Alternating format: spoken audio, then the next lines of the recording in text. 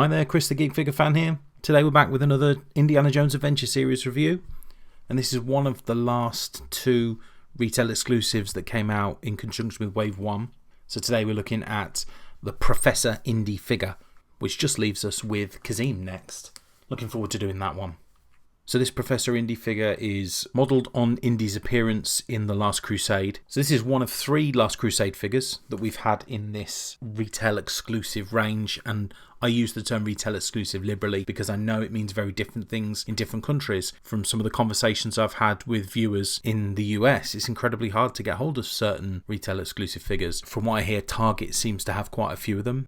In the UK, I've found that I can pretty much wander into any shop that sells Adventure Series figures and pick up some, if not all, of the retail exclusives, depending on whether they're in stock. A lot of online action figure retailers will have them. Amazon has them. You know, I've not really had any issue with it. So I feel like I'm quite lucky in that respect because I know that there's a lot of people that are having a lot more issues getting hold of them. But let's take a look at this figure and see whether it's worth getting hold of him. We'll start off with the box. Broken record time. It's the same look as all of the other boxes. They are fantastic boxes. The colouring on them is so reminiscent of old time maps and the look of the maps that we use within the movies to sort of show his movement from one place to the next. You got the photorealistic pictures on front and back, images of the five figures from Wave 1 along with this figure on one side and an artist rendering on the other side. The back also contains images of all of the accessories that come with this figure as well. But let's get him out of the box. Let's get him into some poses, have a look at the accessories, talk about articulation, talk about what we think of this design. So we're getting him on the stand here first, and I want to talk about the idea of Professor Indy. Because actually, this fig design that we're seeing here is actually an amalgamation of two Indies from The Last Crusade. So the Professor Indy look with the three-piece suit and the bow tie is very much the Indy that we see back teaching in school when he's offering his office hours after class and when he's taken to Walter Donovan to be given the quest in the first place. And then the second Indy look is the Venice look, which is modelled really by the accessories that come with this. So we'll take a look at the accessories now, and I think they're probably the best part of this figure. I really like the Grail Diary wrapped up, still in its sort of brown paper, a little Venice, Italy stamp on it. I really like the torch made out of bone, and the second Grail marker as well. The second Grail marker looks fantastic. Really good size. I love the imprints on it as well. I think the imprints are really effective. So I think the three accessories are excellent. Really interesting, different, colourful accessories. I think the Indy figure is possibly a little bit boring, but that's just my opinion. I think that a Professor Indy look is at least something slightly different than seeing him in various different states of undress from his standard outfit with his jacket and his whip. And I know that Wave 2's figures are really going to explore that at great length. But there's just something safe about this figure. I think that's all it is. There's no risk being taken here. And out of these, these five retail exclusives, we've got two Indies in two different suits with two different bow ties on. I just thought maybe they do something a little different, take a little bit of a risk. But if we look at the figure itself, this has got some of the better articulation, I think, especially in the hips and the legs. It's an outfit that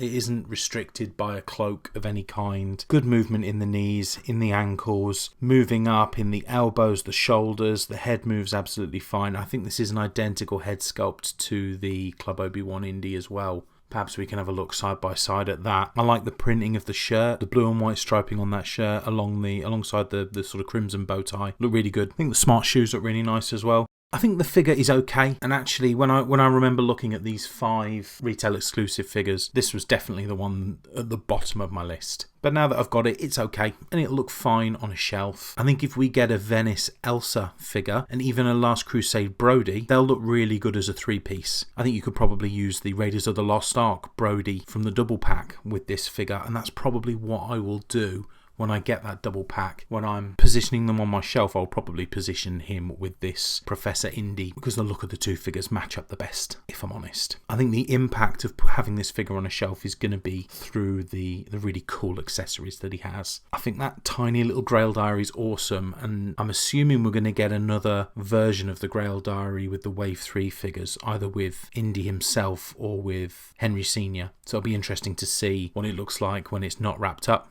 So yeah, I think mid. I'm a bit mid on this figure. It's not wowed me. I don't hate it. It's in my collection, but if I wasn't doing this YouTube channel and I wasn't obsessed with these figures, this would have been way down at the bottom of my list of figures to collect.